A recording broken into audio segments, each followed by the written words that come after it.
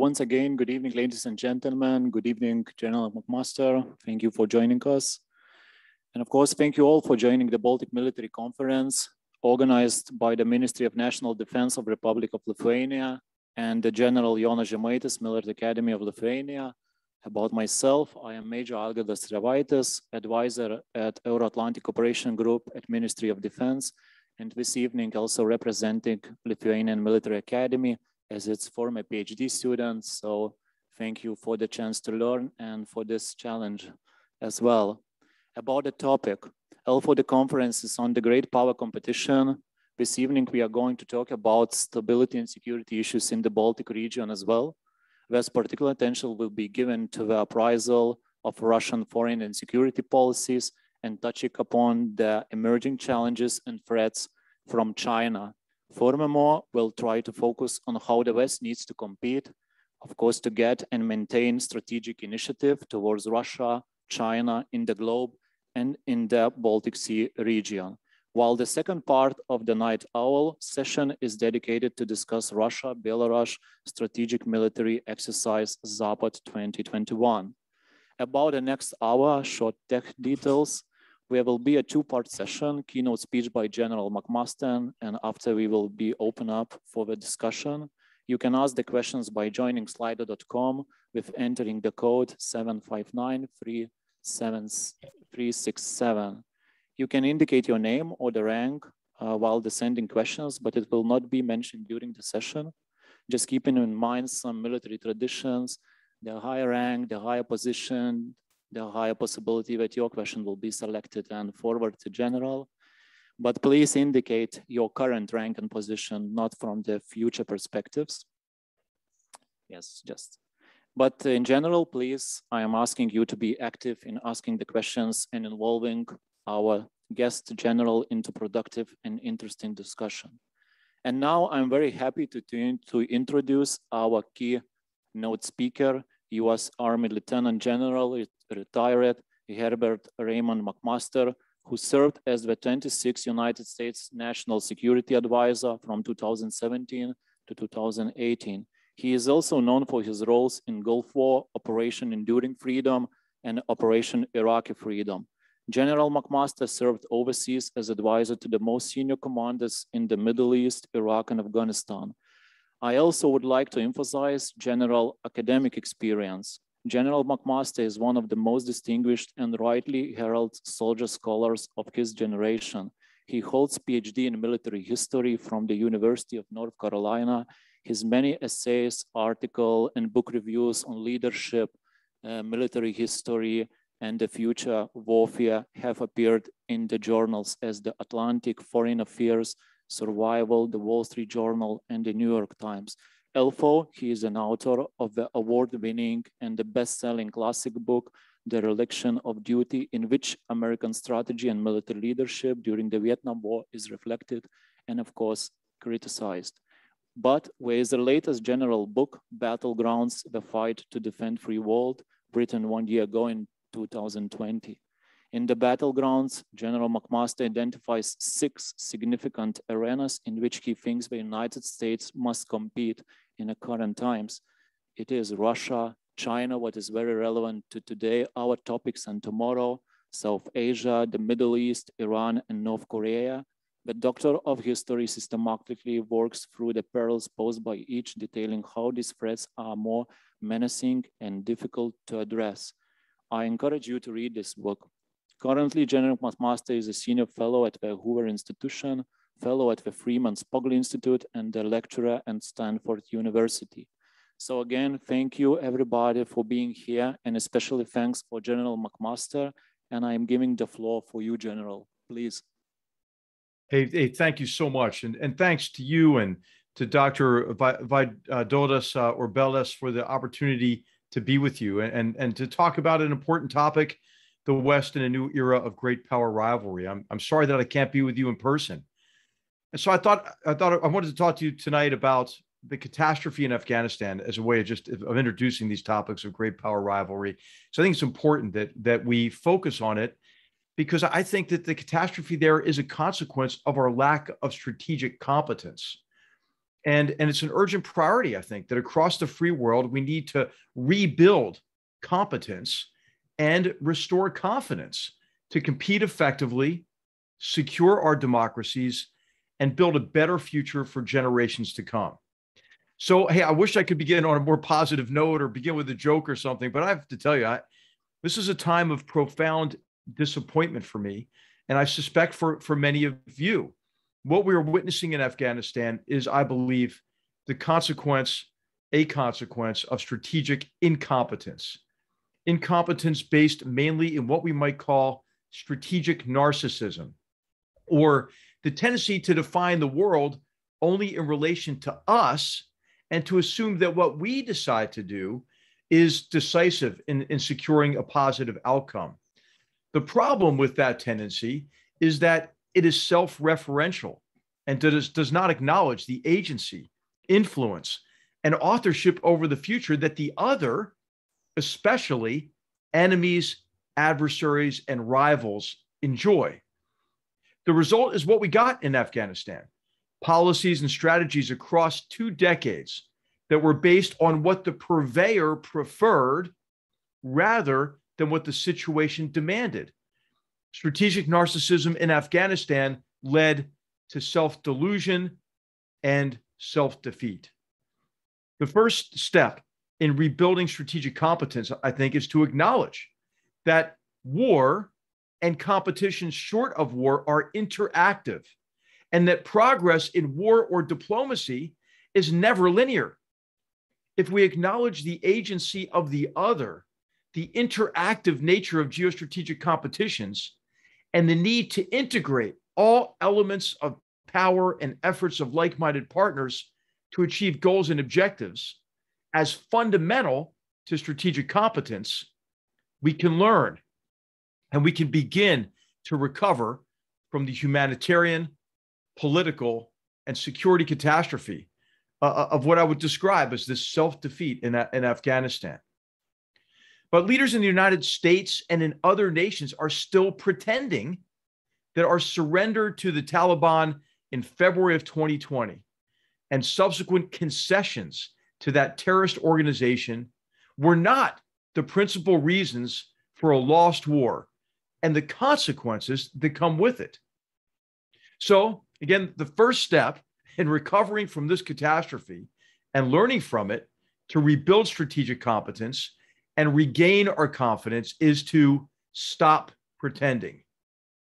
Stop pretending that we can end the endless war against jihadist terrorists by withdrawal. Wars do not end when one party disengages, and our enemies are waging an endless jihad. As the English philosopher and theologian G.K. Chesterton observed, war may not be the best way of settling differences, but it may be the only way to ensure that they are not settled for you. Stop pretending that the war in Afghanistan was unsustainable. A low level of commitment and a broad multinational effort was enabling the Afghans to bear the brunt of the fight. The cost of what is now a lost war in Afghanistan is already exceeding the cost of that sustained commitment. And those who argued that our efforts in Afghanistan were a waste of assets and time and money, of course, are now watching the Taliban reverse the transformation of Afghan society and eliminate the freedoms that Afghans had achieved with our assistance since 2001. Stop pretending that there are short-term solutions to long-term problems. Afghanistan, sadly, was not a 20-year war. It was a 1-year war fought 20 times over. Our constant declarations of imminent withdrawal emboldened our enemies and sowed doubts among our friends. Stop pretending that achieving a sustainable political outcome in Afghanistan was unrealistic due to historical, cultural, social, and religious factors. Afghanistan did not need to be Lithuania or Denmark. It just needed to be Afghanistan, an Afghanistan that was strong enough with international support to withstand the regenerative capacity of the Taliban. What we needed and what we abandoned in Afghanistan was a sustainable political order that was hostile to jihadist terrorists. Stop pretending that we can fight enemies we prefer rather than actual enemies. The Taliban has not changed, is intertwined with Al-Qaeda and other jihadist terrorist organizations, and is determined to reinstate brutal Sharia. The reestablishment of the Islamic Emirate of Afghanistan is as much a victory for Al-Qaeda and other jihadists as it is for the Taliban. The idea of partnering with the Taliban against terrorism is like partnering with the mafia to fight organized crime. Stop pretending that opprobrium from the so-called international community will influence determined enemies like the Taliban. China, Russia, and Iran are already accommodating with the Taliban. And the idea that enemies of humanity who are determined to force Afghanistan back into the 7th century are concerned about chiding tweets or disapproving speeches in New York or The Hague is ludicrous. Stop pretending that the military instrument can be separated from diplomacy. We heard again and again that there was no military solution to the war in Afghanistan, but the Taliban clearly had one in mind. In Afghanistan, we divorced what we were trying to achieve politically from what we were doing militarily. Diplomacy with a terrorist organization like the Taliban without the prospect of force will achieve nothing but further embarrassment. Stop pretending that it is okay to fight wars without a commitment to win. Winning in Afghanistan was the achievement of that sustainable political outcome consistent with the mission of ensuring that Afghanistan never again became a haven for jihadist terrorists. Because in war, each side tries to outdo the other. A lack of commitment to winning is counterproductive. And because St. Thomas Aquinas teaches us that achieving a just end in war is a criterion for an ethical war, a strategy that is designed for anything short of victory, such as the phrase we often hear and have heard in recent years is a responsible end, provides an unethical rationale for self-defeat. Our deficit in strategic competence on display in Afghanistan and South Asia, it has shaken the confidence of the United States and our allies, while emboldening our enemies, adversaries, and rivals, and again, including Iran, North Korea, and especially Vladimir Putin's Russia and Chairman Xi Jinping's China. So it is urgent that we stop pretending as that first step in regaining our strategic competence and building the confidence necessary to compete against rivals, adversaries, and enemies. And of course, as you mentioned at the outset of the conference, the stakes are high. You know, as the Chinese Communist Party, or CCP, races to perfect its technologically enabled police state and export its authoritarian mercantilist model. And as Vladimir Putin's Kremlin continues to direct a sustained campaign of political subversion against Europe and the United States, while using military forces such as in Zapad 2021 or the marshaling of forces on Ukraine's frontier to intimidate countries along Russia's periphery. The Chinese Communist Party, or CCP, became more aggressive during the global pandemic. Chairman Xi Jinping and the CCP leaders believe, I think, that they have a narrow window of opportunity to strengthen their rule and revise the international order in their favor before China's economy sours, before the population grows old, before other countries realize that the CCP is pursuing national rejuvenation at their expense, and before unanticipated events like the pandemic expose the vulnerabilities the party created in their rush to surpass the United States and realize the China dream. I think maybe a real estate or financial crisis may be in the offing. The Chinese Communist Party is obsessed with control because it is afraid of losing its exclusive grip on power. The party's fears and ambitions are inseparable. The narrative of regaining honor lost during the so-called century of humiliation and taking center stage in the world is meant to promote the China model of one party, authoritarian rule, and portray that model as superior. Another reason that China has accelerated the tempo of competition is because, like the Soviets did in the 1970s, the CCP senses weakness in the America and Europe of the 2020s. The Chinese Communist Party's fear and ambition drive strategies designed to maintain control and gain economic and strategic advantage. They have names like military civil fusion, Made in China 2025, and One Belt, One Road. The goals are to establish Chinese hegemony, create exclusionary areas of primacy across the Indo-Pacific region, achieve preponderant advantage in advanced manufacturing and the emerging data-driven global economy, dominate global logistics and communications infrastructure, and rewrite the rules of international trade and political discourse. Across all those strategies, the CCP employs what we might call the 3 C's, a combination of co-option, coercion, and concealment. China co-opts countries, international corporations, and elites through the false promises of impending liberalization, insincere pledges to work on global issues, and especially the lure of short-term profits and access to the Chinese market, investments, and loans. Co-option includes debt traps set for corrupt or weak governments. Co-option makes countries and corporations dependent and vulnerable to coercion. The party then coerces others to turn a blind eye to its most egregious human rights abuses and support its foreign policy, as it did in the case of the National Basketball Association, the apparel manufacturers H&M and Nike.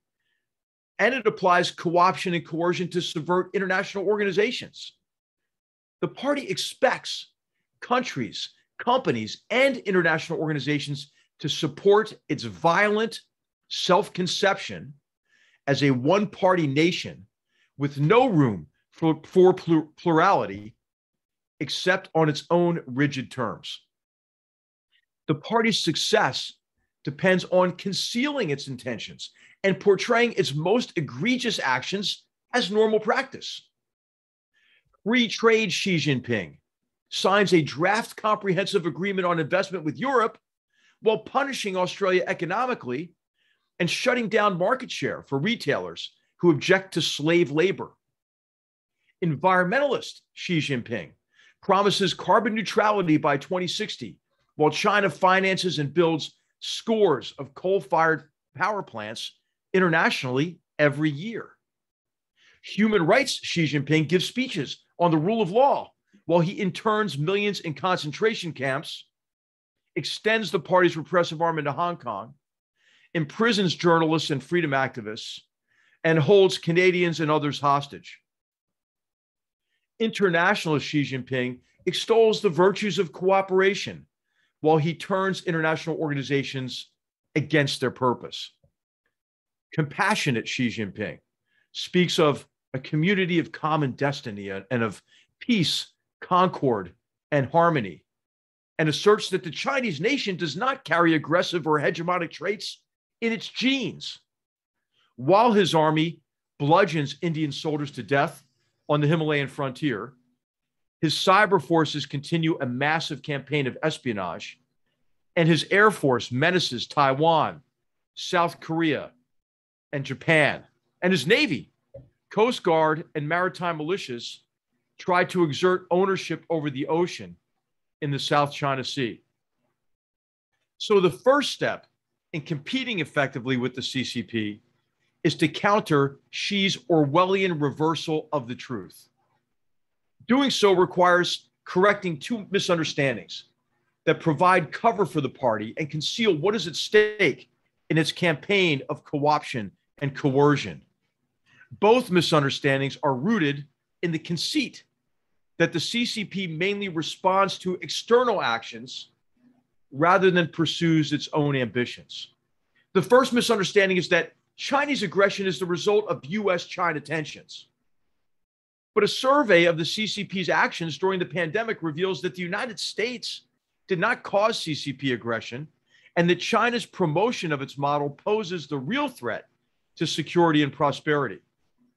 The CCP suppressed information about the COVID-19 outbreak, persecuted doctors and journalists who tried to warn the world, and subverted the World Health Organization. The CCP added insult to injury with wolf warrior diplomacy to obscure China's responsibility for the pandemic and portray its response as superior. To kill one to warn 100, China inflicted that economic punishment on Australia. And meanwhile, Chinese hackers conducted massive cyber attacks on medical research facilities around the world while using the cover of the pandemic to advance its technologically enabled police state. Despite the implausibility that the United States could be the cause of myriad acts of People's Liberation Army aggression, some continue to apologize for the CCP, blame the United States, and call for more engagement with China as an end in and of itself.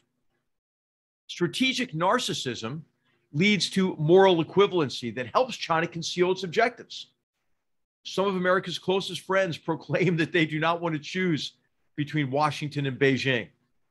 But the actual choice that those nations face is not one between Washington and Beijing. It is a choice between sovereignty and servitude. The second misunderstanding that provides cover for CCP aggression gained wide acceptance in early 2017, as some policy experts argued that competition with China is dangerous or even irresponsible because of a Thucydides Trap, a term coined to express the likelihood of conflict between a rising power, China, and a status quo power, the United States. CCP leaders love the Thucydides Trap because it allows the party to escape responsibility for its actions and promotes a false dilemma between passive accommodation or war. But transparent competition is the best way to prevent unnecessary escalation and enable rather than foreclose on cooperation with China. So it is important to correct those misunderstandings because they provide cover for the party's aggression and a rationalization for those who are eager to shirk from competition. For example, international investors continue to pour money into Chinese stocks and bonds, undaunted by the CCP's increasing intervention in the private sector. As China surpassed the United States as the top destination for new foreign direct investment in 2021, one could imagine CCP leaders evoking the quotation erroneously attributed to Vladimir Lenin: "The capitalists will sell us the rope with which we will hang them." Except it is worse. We are financing the CCP's purchase of the rope. Nations and corporations should take something like a Hippocratic oath for doing business or investing in China. Free world, political, corporate, and financial leaders should vow to cause no harm or hurt in 3 ways. First, do not transfer sensitive technology that gives the CCP military advantage or unfair economic advantage. Second, do not help the CCP stifle human freedom and perfect its police state or continue its campaign of slow genocide against the Uyghurs. Third, do not compromise the long-term viability of companies in exchange for short-term profits. The United States and our allies and partners must also strengthen military capabilities to deter confrontation with the PLA. It is not enough to decry the CCP's aggression. Ensuring the ability to deter conflict requires greater investment in defense modernization, readiness, and force structure. China is engaged in the largest peacetime buildup since the 1930s and is on track for surpassing the U.S. military's annual procurement value before 2030. Deterring CCP aggression also requires a combination of strong defense partnerships and alliances, as well as capable, forward-positioned American forces of sufficient size to convince Chinese leaders that they cannot accomplish their objectives through the use of force.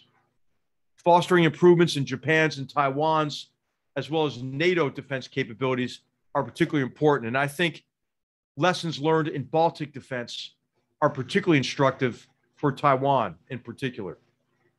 Of course, from the perspective of Lithuania and Europe, the Russian Federation under Vladimir Putin poses a more proximate set of threats to international security and democracy. Because Putin knows that Russia cannot compete with the free world symmetrically, he is directing a sophisticated campaign of political subversion designed to drag European nations and the United States down under the theory that he could be the last man standing. We might think of Putin's strategy as one of the 3 Ds: disruption, disinformation, and denial. The Kremlin disrupts security through espionage, dependence on Russian energy supplies, cyber attacks, from of course, the denial of service attacks on Estonia in 2007 to the recent SolarWinds hack. And, of course, the use of unconventional forces under the cover of conventional forces, such as the annexation of Crimea and the invasion of eastern Ukraine.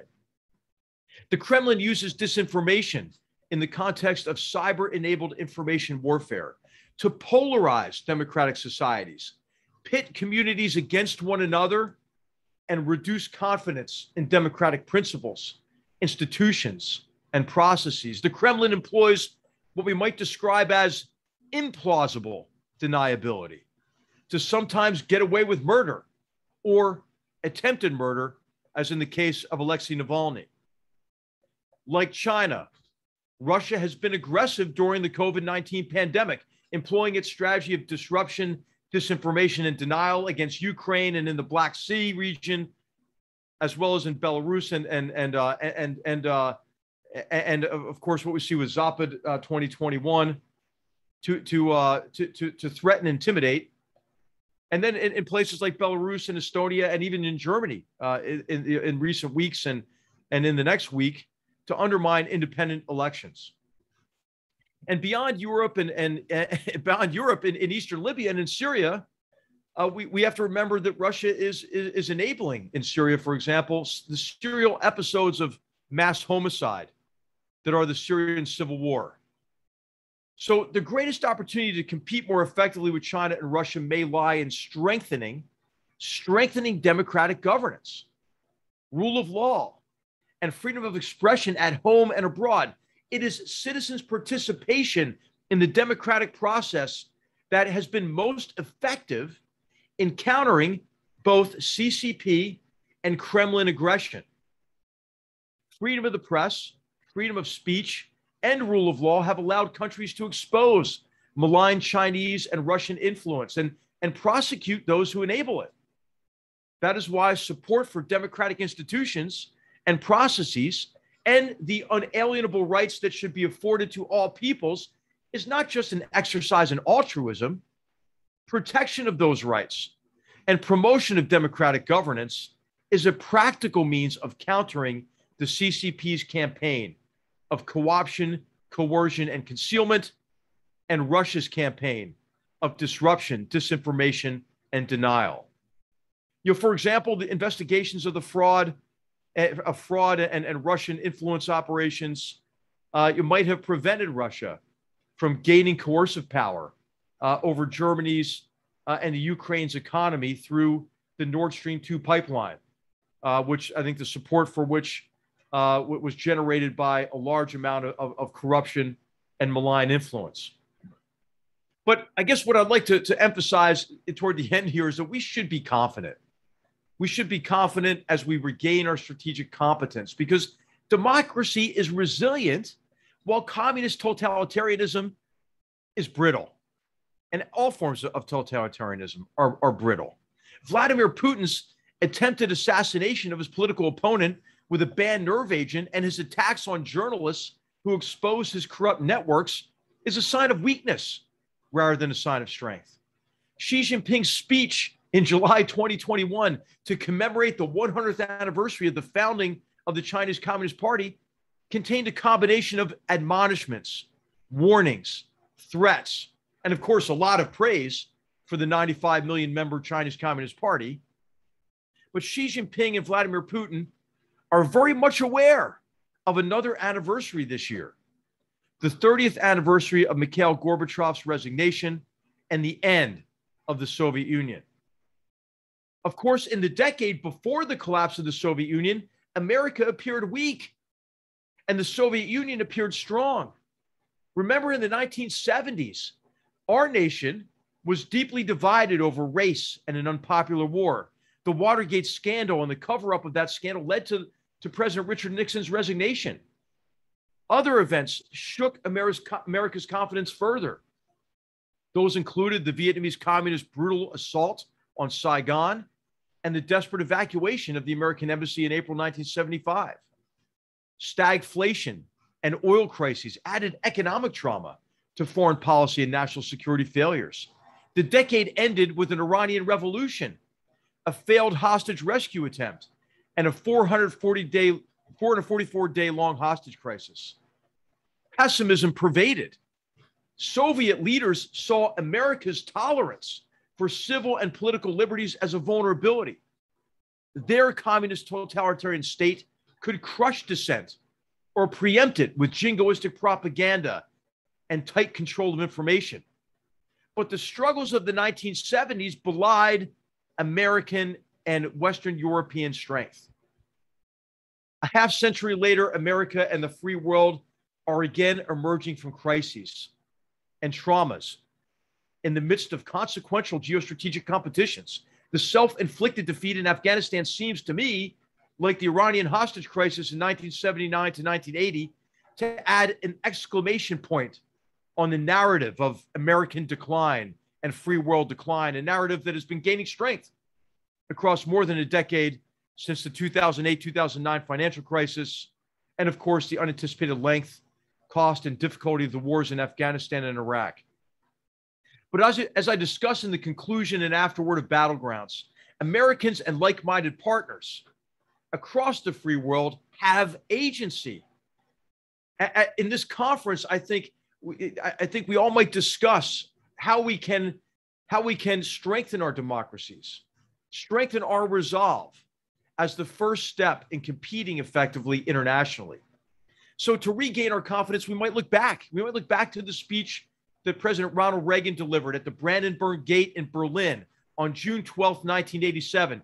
Remember, Reagan's speech drew a strong contrast between democracy and autocracy.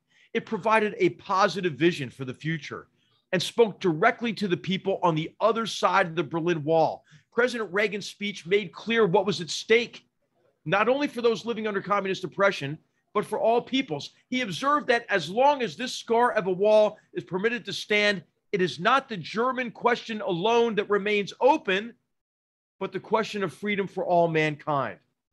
I think the Berlin Wall is an apt metaphor for Putin's and Xi Jinping's persecution of journalists and the erection of the Great Firewall of China, because they are all efforts to isolate the realm of authoritarian regimes from outside influences. Today, leaders across the free world have an opportunity to clarify with exhortations similar to tear down this wall. What is at stake in the competition with the CCP and the Kremlin? If Chairman Xi and President Putin are confident in their systems, then they should welcome open competition and allow their citizens to access multiple sources of information and then judge for themselves. And it is important not only to, as Reagan did, explain clearly what is at stake in the competition with authoritarian regimes, but also to restore confidence in democracy. Wang An, who migrated to the United States from China in the 1950s and founded the groundbreaking computer company Wang Laboratories, said of his adopted country that as a nation, we do not always live up to our ideals, but we have structures that allow us to correct our wrongs by means short of revolution. Citizens in the United States, citizens in Lithuania, and across the free world should recognize that we have agency and we can demand better from our leaders and one another to overcome our differences. reinforce the fabric of our societies, and work together to strengthen our nations in the free world. We might take to heart the motto that appears on the Great Seal of the American Republic, E pluribus unum, out of many, one. I believe that Lithuania and the Baltic states, because of their hard-won freedom, are uniquely qualified advocates for strong, pluralistic, liberal democracies in the face of rising authoritarian powers, and the measures necessary, advocates for the measures necessary to combat the Kremlin's and the CCP's campaigns. And so I just want to tell you again how much I appreciate the opportunity to be with you, and thank you for all you're doing to raise ideas that define our free societies and help us compete more effectively to build a better future for generations to come. And I look forward to where you'd like to take the conversation. Thank you. Okay, so thank you, General.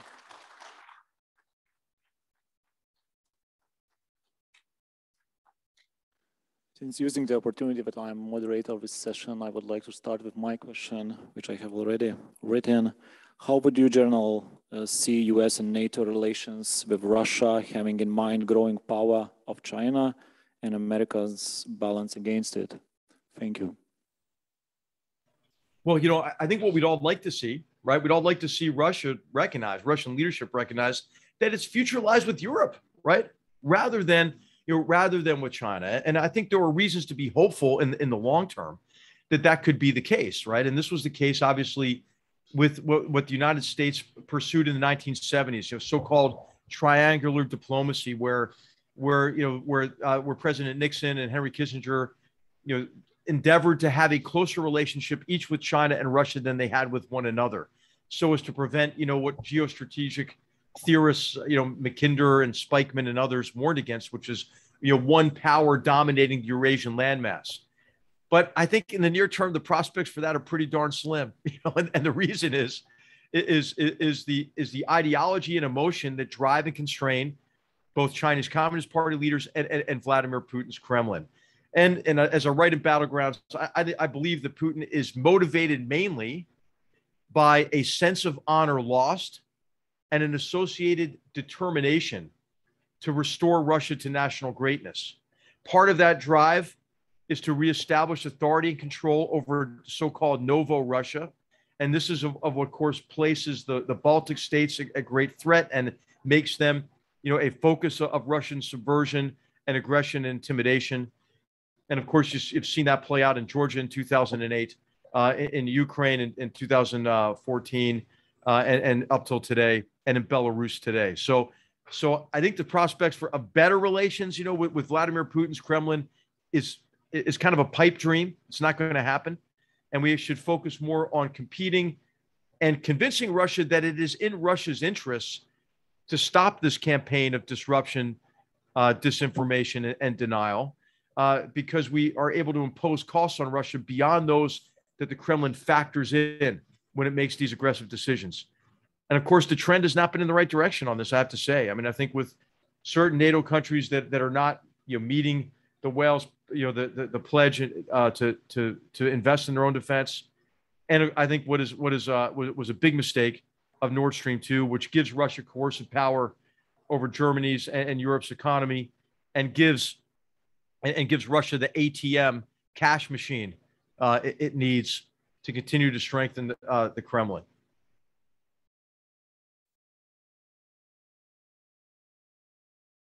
Thank you. And now the question from our audience. So, sir, despite the US-China competition is the main axis in the ongoing global power rivalry, Russia remains the key security challenge to Europe, and especially the north and eastern flank of the NATO. We are interesting. How do you think the current posture is sufficient to deter Russia and defend effectively? Thank you. Well, I really feel good about what we're able to achieve and then sustain, you know, with the European deterrence initiative, European defense, and then deterrence initiative, with the rotation of multinational forces into the Baltic states, and also into Poland, to achieve deterrence by denial, right? Which is ultimately to convince Russia that it cannot accomplish its objectives through the use of force. I think our nuclear deterrent is strong, obviously, as well as our conventional force deterrent. But what we have to continuously get better at, because the Russians are always getting better at it, is this campaign of political subversion and its pursuit of its objectives below the threshold of what might elicit a concerted military response. And this, of course, involves cyber-enabled information warfare, but also various forms of corruption and organized crime activities that Russia uses to subvert our democratic nations and to attack our will, right? Our confidence in who we are as a people. And you see this, with the ways that they try, to weaponize, Russian-speaking minorities, and this much better than I do, and then also to cultivate long-term relationships with business leaders and academics in a way that diminishes our will to compete more effectively. And then I think what NATO has to do, and there have been a number of initiatives in this direction, and I think the recent study that was done by Wes Mitchell and the former German president, it was very good on this as well, is that we have to get better at integrating all elements of our nation's power, so that we can deter and then defend against this pernicious kind of form of warfare, what some are calling Russian new generation warfare. And I think that's closer integration of financial actions, economic decisions, investment in certain technologies, and cooperation among free countries, and cyber defense, law enforcement activities, and intelligence activities. So we have to go beyond, obviously, the military instrument to compete effectively. And I think NATO's evolution in that direction is immensely important. And then, of course, NATO's cooperation as an alliance with other critical entities, such as the European Union, I think is critical as well. And one more question relating to Russia. We have our internal debates in Lithuania currently. How do you see? Do the West have any possibilities for open strategic dialogue with Russia? And reflecting the latest, Mr. Shoigu, he proposed to talk with the West on to divert military exercises from NATO-Russia-Belarus border to ensure short and medium-range missiles control and monitoring in Europe. And we even proposed Shoigu for the West not to deploy the MK-41 in the Romania and Poland, and Russia will not deploy in Kaliningrad its ground-based missile systems. How do you see, or it's again the Russian gambling with the West? Thank you. Well, I think it's important to engage Russia, but it's important to engage from a position of strength, right? And I think there are a number of analogies that go back to the Soviet era. Remember, it was after the SS-20 deployment in Europe that we deployed Pershing II missiles, and it was after that, after the deployment of Pershing II missiles, that we were able, through an arms control and agreement to get rid of an entire class of nuclear weapons, an unprecedented agreement that my former colleague George Shultz engaged in those negotiations, who just passed away sadly this year at the age of 100 years old. And I think what's instructive is a quotation from George Shultz that I think is particularly prescient, in which he said that negotiation is a euphemism for capitulation unless the shadow of power is cast across the bargaining table. So I think it's important with Russia, with Vladimir Putin's Russia in particular, to negotiate from a position of strength. But also, I would say that it's important to engage Russia, at a track 2 level, right? And as it's clear that Putin and his inner circle are the problem in terms of these aggressive actions against us, from using a banned nerve agent in the Sergei Skripal poisoning in the UK that put thousands of people at risk. This constant cyber attacks and efforts to subvert democratic processes and institutions and elections in particular. I mean, so I think what we have to do is, as we recognize the problem is coming from the Kremlin, to try to maximize positive interactions with Russian entities that are not acting as an arm of the Kremlin. That would be, academic and business and civil society groups and so forth. And I think that helps us kind of play kind of a longer game and look forward to a post-Putin Russia. Now, it's no guarantee that a post-Putin Russia will come to what we think, right? It should be a conclusion of Russian leadership that its future, it's a positive future for it lies to the west, right, and not to the east. But I think we increase the chances of a more a friendlier, less hostile regime evolving in Russia if we have that kind of engagement. Okay, so the next question is keeping our focus on strategic cooperation. So, General McMaster, in your opinion, how far the Russian and Chinese military cooperation will develop in mid and long term? Yeah, I think it's going to keep growing, and I think it's a cause for concern. I'm sure that you paid close attention to the joint naval exercises in the Baltic Sea just last year or year before, and how that's been a trend now with these joint exercises. And I think that what we ought to be concerned is cooperation with hostile states, even beyond the cooperation between Russia and China. And I would say, for example, it was kind of a demonstration more than an exercise, but the joint naval exercise in the Persian Gulf with Russian, Chinese, and Iranian naval vessels. And I think when we take a step back and look at the map and look at where hostile forces have been particularly aggressive and where they've deployed military capabilities, what you see is this anti-access area denial, these bubbles, what they hope to have as anti-access bubbles, which comprise of long-range missile capabilities, tiered and layered air defense, electronic warfare capabilities. Those bubbles, really, you see them employed by the Chinese across the Indo-Pacific region, where they're trying to limit freedom of movement and action. The South China Sea and the weaponization of those man-made islands there is a great example, right, of trying to own the ocean in the South China Sea. But then you match that with what Russia's done from the Arctic to Kaliningrad to the Black Sea area, to Syria and to Eastern Libya. And then you add on to that Iran's support for Houthi rebels who are in control of territory on the north side of the Bab el-Mandeb, and then a Chinese base in Djibouti on the south side of the Bab el-Mandeb. And you begin to see how this cooperation extends militarily to key choke points and key geostrategic locations.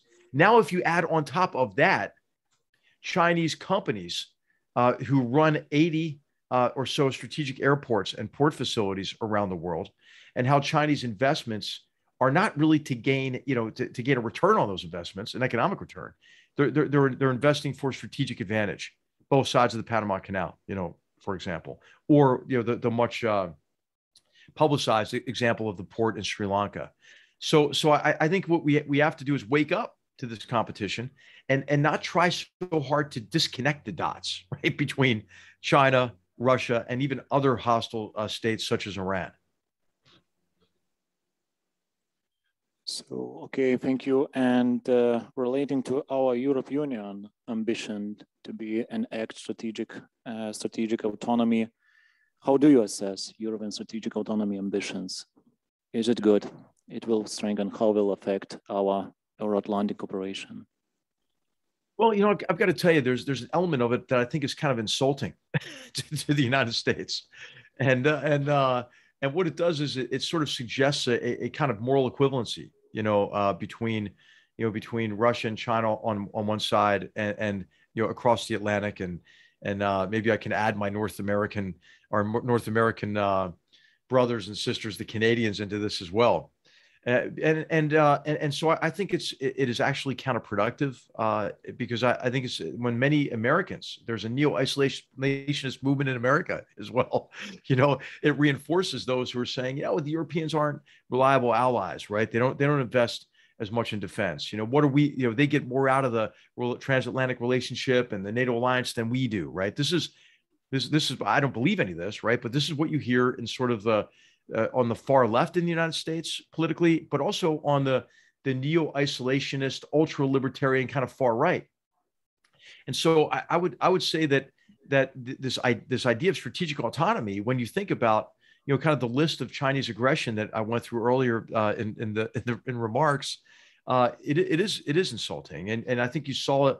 It actually is not just a concern, but with this comprehensive agreement on investment, which I know is dead in the European Parliament, but just the fact that Germany led in the negotiation of that agreement in the midst of a genocidal campaign, in the midst of bludgeoning Indian soldiers to death on the Himalayan frontier, in the midst of ramming and sinking vessels in the South China Sea, the threats to Taiwan, the massive cyber attacks, foisting COVID-19 on the world, adding insult to injury with wolf warrior diplomacy. Okay, come on. The economic coercion to Australia. Hey, how was that a positive development? Nord Stream 2, I think, is another example of Americans who are skeptical. We're like, okay, well, why is Europe relying on the United States if Europe is giving coercive power over its economy to Russia?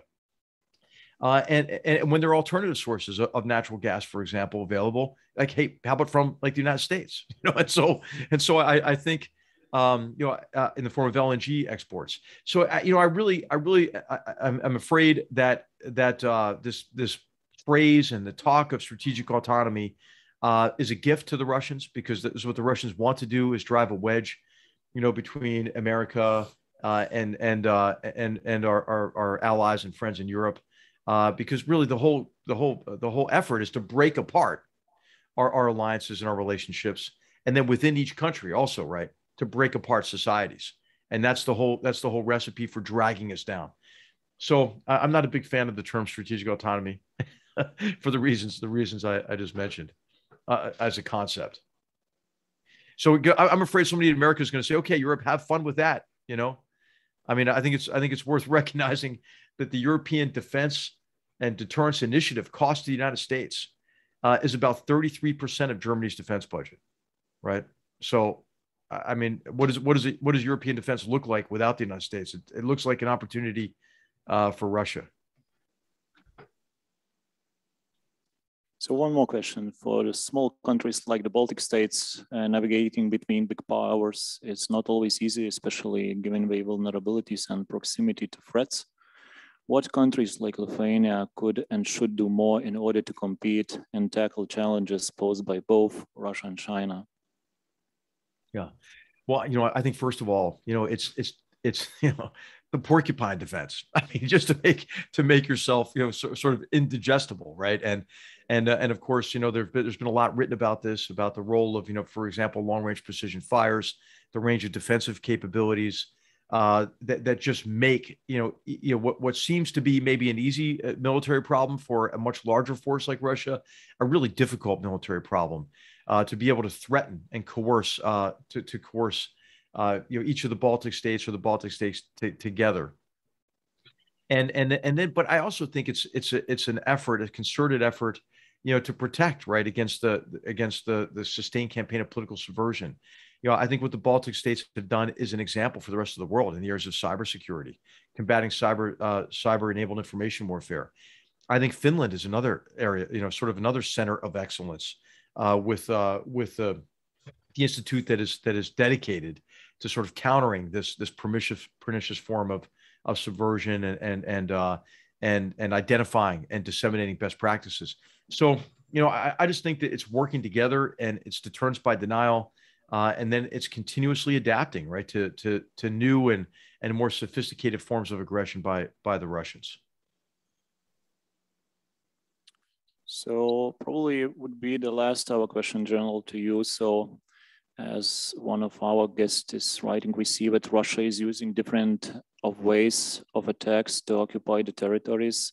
What we could expect gas create the possible course of actions what Vladimir Putin could conduct on the Western countries. What would be your opinions, insights? Thank you.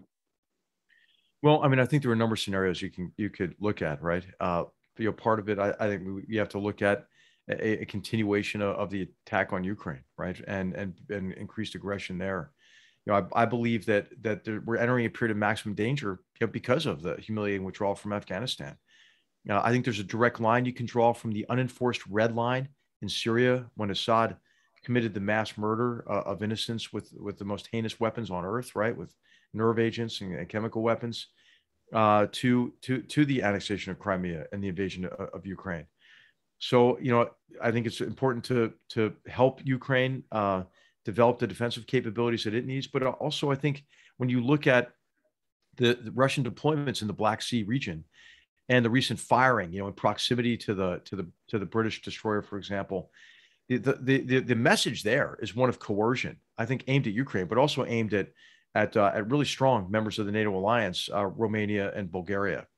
And so it's important, I think, for us every time we see this kind of Russian aggression to demonstrate even greater strength as an alliance, to show Russia that, hey, your acts of aggression are actually driving us closer together to one another. And of course we can demonstrate that by imposing more costs on Russia. I think that economic costs are important in this connection. How Russia is using energy for coercive power over Ukraine in connection with Nord Stream 2. So developing alternative sources of energy for Ukraine, for Poland, for the Baltic states, for southeastern Europe, for example, is really an opportunity.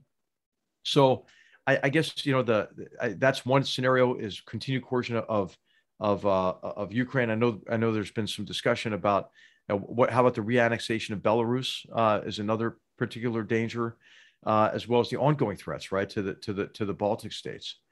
But I think with Putin, what he'll do is anything he thinks he can get away with, right? And we've seen that in Syria, as well as in Libya.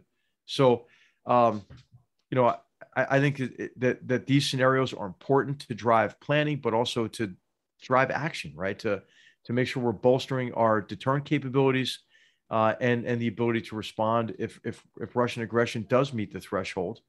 That the alliance has to respond militarily, which we hope will never happen. And of course, the best way to ensure that doesn't happen is the strengthening of our collective defense capabilities. So, General, if we have still a few minutes, so what your final thoughts you want to leave to this excellent audience with? Hey, I just want to say again, we should be confident, right? And there is, I think, because of the way the information environment has evolved, that social media trends toward negativity.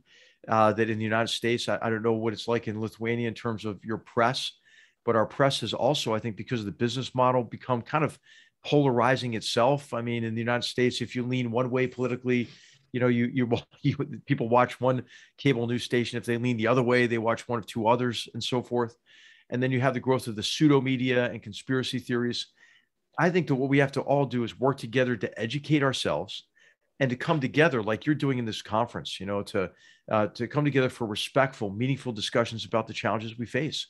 So we can use common understanding as a basis for common action, strengthen kind of the worn fabric of our societies, restore confidence in not only who each of us are as a peoples, within each of our nations, but really confidence in our common principles as democratic nations. And so I applaud all of you who are attending the conference, and especially the organizers, for creating such a great venue for those discussions. And it's been a real privilege to be with you. Okay, so thank you so much, General, for being here, and thank you for holding this interesting conversation, which I and I hope all audience enjoyed much. Thank you and good luck. Thanks. Have a great night, everybody. Thank you.